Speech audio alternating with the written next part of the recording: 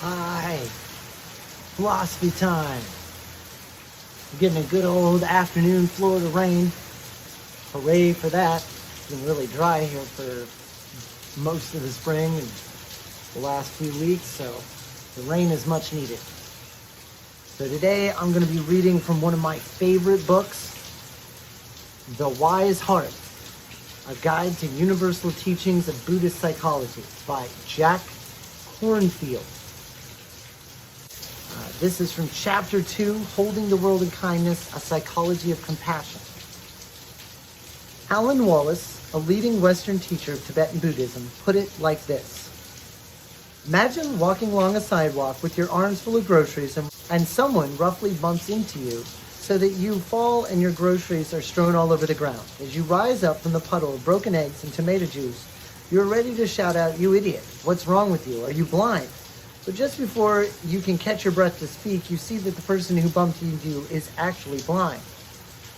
He too is sprawled in the spilled groceries, and your anger vanishes in an instant to be replaced by a sympathetic concern. Are you hurt? Can I help you up? Our situation is like that when we clearly realize that the source of disharmony and misery in the world is ignorance. We can open the door of wisdom and compassion. Each person who comes for spiritual teachings or psychotherapy carries his or her measure of confusion and sorrow. Buddhism teaches that we suffer not because we have sinned, but because we are blind. Compassion is the natural response to this blindness, and it arises whenever we see our human situation clearly. Buddhist texts describe compassion as the quivering of the heart in the face of pain, as the capacity to see our struggles with kindly eyes. We need compassion, not anger, to help us tend with our difficulties and not close off to them in fear. This is how healing takes place. This is the second principle of Buddhist psychology. Compassion is our deepest nature. It arises from our interconnection with all things. When I first came to Buddhist practice as a monk, I wasn't conscious of how much pain I carried. I had managed to shut down the childhood memories of violence, the self-doubt, and feelings of unworthiness, the struggle to be loved. In meditation and the monastery life, they all came up, the stored history, the judgments, and buried pain. At first, the demanding schedule and practices increased my sense of struggle and unworthiness. I tried to force myself to be disciplined to be better. Eventually, I discovered that unworthiness is not helped by striving. I learned that for real healing, I needed compassion. On one occasion, I was sick with what was probably malaria, lying in my hut, feverish and wretched, and I had received medicine from a monastery elder, but it was slow in taking effect. Ajahn Khan came to me. "Sick and feverish, huh?" he asked. "Yes," I replied weakly. "It's painful all over, isn't it?" I nodded.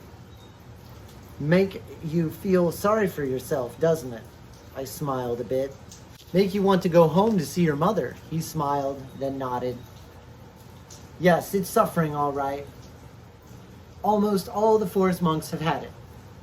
At least now we have good medicine." He paused. "Here, this is where we have to practice. Not just sitting in the meditation hall. It's hard. All the body torment and mind states. You learn a lot." He waited for a while, and then he looked at me with the warmth of a kind of grandfather. "You can bear it, you can do it." And I felt that he was fully there with me, that he knew my pain from his own hard struggles. It took another day for the medicine to kick in, but his simple kindness made the situation bearable. His compassion gave me courage and helped me find my own freedom in the midst of hardship. Beneath the sophistication of Buddhist psychology lies the simplicity of compassion. We can touch into this compassion whenever the mind is quiet, whenever we allow the heart to be open. Unfortunately, like the clay covering the golden Buddha, thick layers of ignorance and trauma can obscure our compassion. On the global scale, ignorance manifests as injustice, racism, exploitation, and violence. On a personal scale, we see our own states of envy, anxiety, addiction, and aggression. When we take this blindness to be the end of the story, we limit the possibility of human development. Consider Freud, whose revolutionary work brought so much understanding of the psyche. But in Civilization and its Discontents, he comes to deeply pessimistic conclusions about the human heart.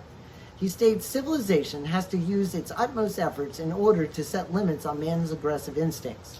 The ideal commandments to love one's neighbor as yourself is really justified by the fact that nothing else runs so strongly counter to original human nature as this. Yes, we must recognize this aggressive aspect of human nature. But in this essay, Freud stops there, completely missing the opposite and more powerful fact that our individual lives and our whole society are built up upon innumerable acts of kindness.